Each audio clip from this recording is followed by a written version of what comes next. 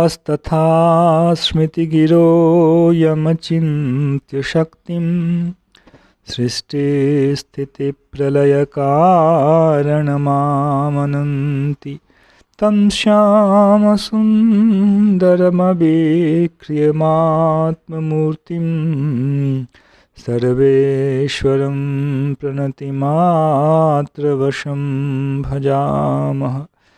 अज्ञाननिरधिरुपैति यया विशोषं भक्तिः परापि भजते परिपोषमुच्चैः तत्त्वं परं स्फुरति दुर्गममप्यजस्रं साद्गुण्यभृत् स्वरचितां प्रणमामि गीताम्। नारायणं नमस्कृत्य नरं चैव नरोत्तमं देवीं सरस्वतीं व्यासं ततो जयमुदीरयेत्। हरे कृष्ण कृष्ण कृष्ण हरे हरे, हरे राम राम राम हरे हरे। गीता मंजरी का यह 74वां अंक है। विगत अंक में हम लोगों ने कार्पण्य शब्द का थोड़ा अनुशीलन किया। उस श्लोक में एक जो और महत्वपूर्ण विषय है ध्यान देने के लिए कि जो व्यक्ति कृपणता रूपी दोष से मुक्त होना चाहता है, अर्थात क्षयिष्णु फल को ना चाहकर एक अक्षय फल की प्राप्ति चाहता है, एक अक्षय स्थिति को चाहता है। फल के स्थान पर हम लोग यदि स्थिति को सोचें तो चिंतन और सूक्ष्म हो जाएगा। फल बाह्य है और स्थिति आंतरिक है। यदि स्थिति की दृष्टि से भी हम विचार करें तो हमारी स्थिति क्या है?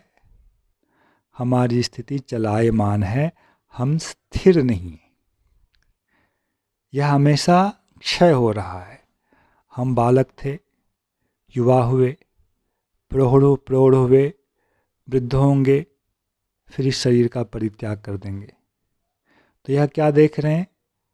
जिस स्थिति जहाँ से हमारा आइडेंटिफिकेशन है, हमारा परिचय चल रहा है, वह स्थिति ही जब हमारे लिए एक समान नहीं है, वह स्थिति ही जब हमारे लिए क्षयिष्णु है, तो फिर बाह्य वस्तु हम किसी भी चीज़ को प्राप्त क्यों न कर लें, वह हमारे लिए तो क्षयिष्णु होगा ही।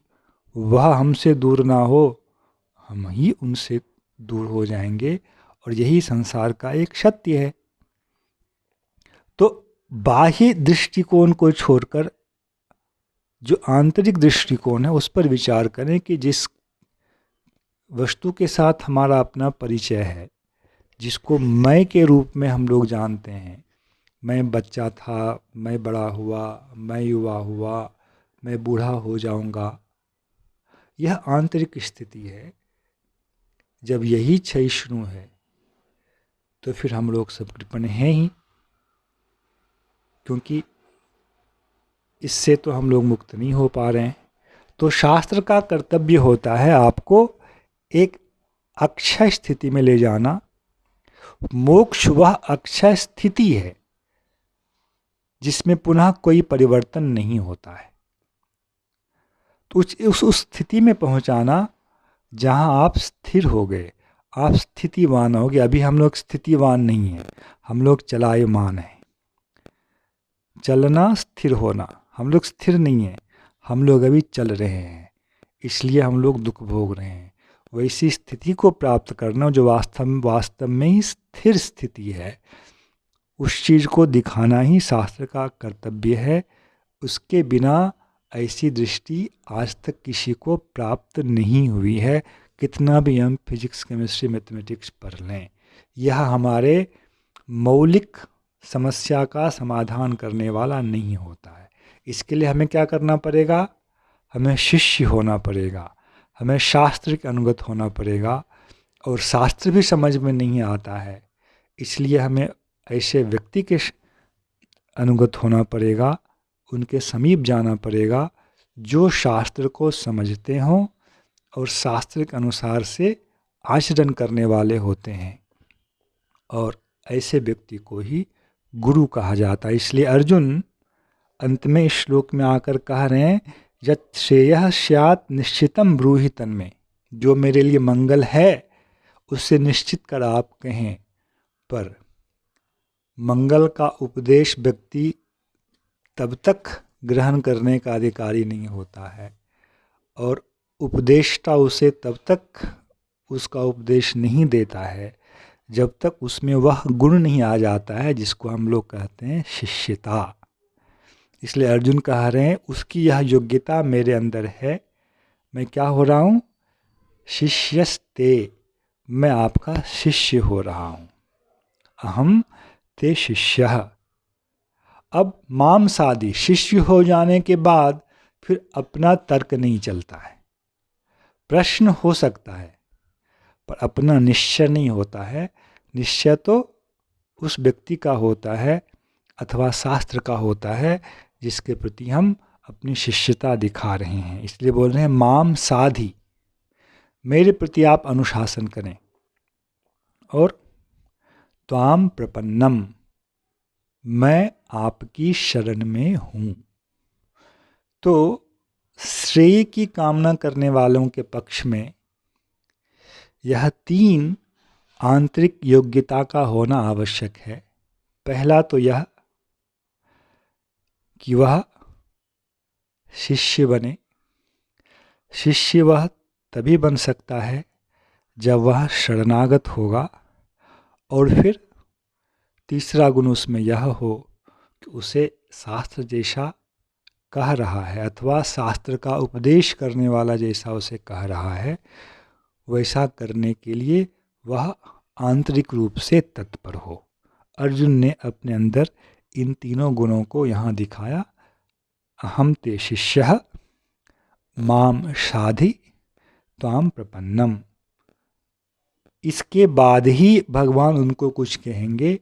जिनके अंदर ये तीनों गुण नहीं होते हैं वस्तुतः वे शिष्य के अधिकारी नहीं होते हैं, और फिर ऐसे लोग गुरु के समीप पहुंचकर भी गुरु से शास्त्र का यथार्थ नहीं प्राप्त कर पाते हैं।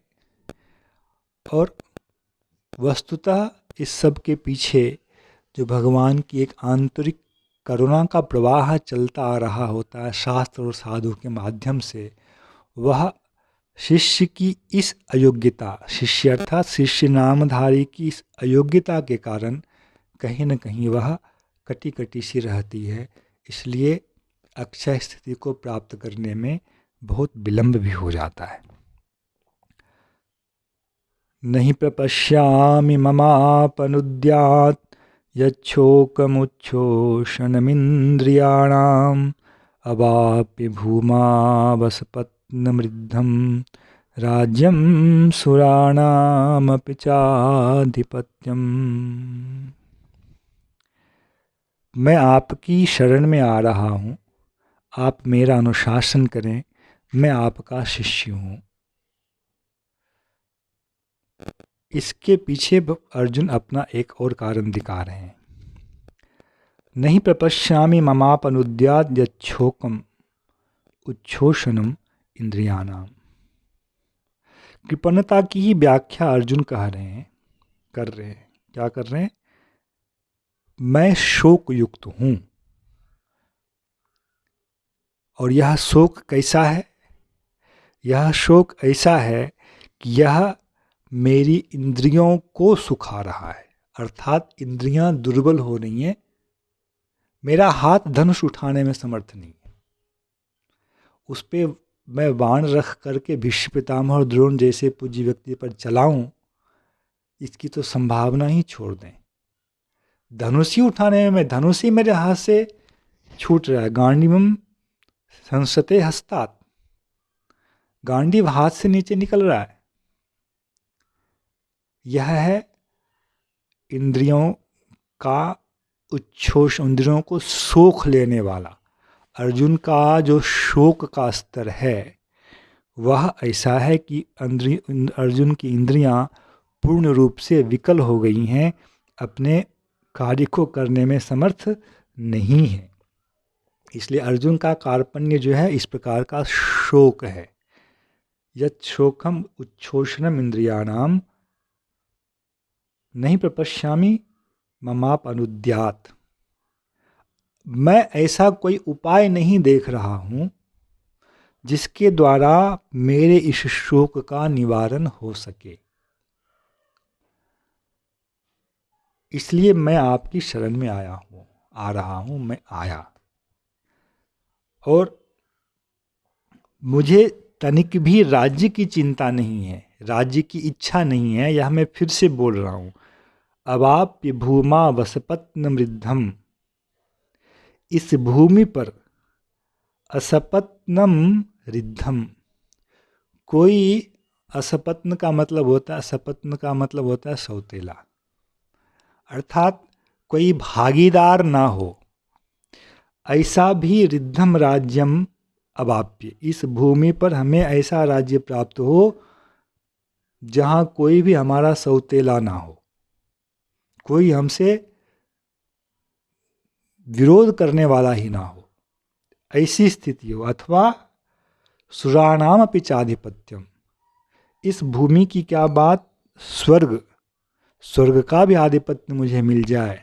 मैं इंद्र हूँ, वस्तुतः अर्जुन तो इंद्र के अंश हैं, वह स्थिति भी मुझे प्राप्त हो जाए, तब भी मेरे अंदर जो कृपणता है, जो शोक है, अक्षर तत्व की प्राप्ति रूपी जो निःश्रेय है, उसके विषय में निश्चय नहीं हो पाना ही मेरा शोक है।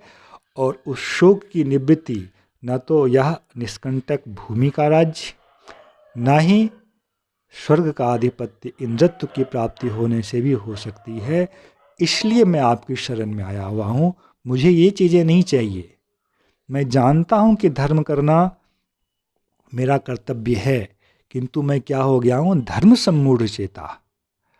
क्या मेरे लिए धर्म है, क्या अधर्म है, इसका निर्णय मैं नहीं ले पा रहा हूँ। आप जिसे धर्म के रूप में मेरे सामने प्रस्तुत करना चाह रहे हैं, उसमें मुझे अधर्म दिखाई पड़ता है।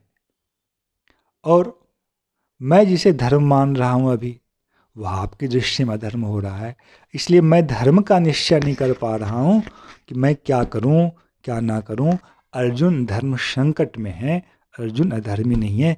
यह धर्म संकट ही अर्जुन का शोक है। इसी को अर्जुन अपने पक्ष में कृपणता के रूप में कह रहे हैं। जय श्री कृष्ण।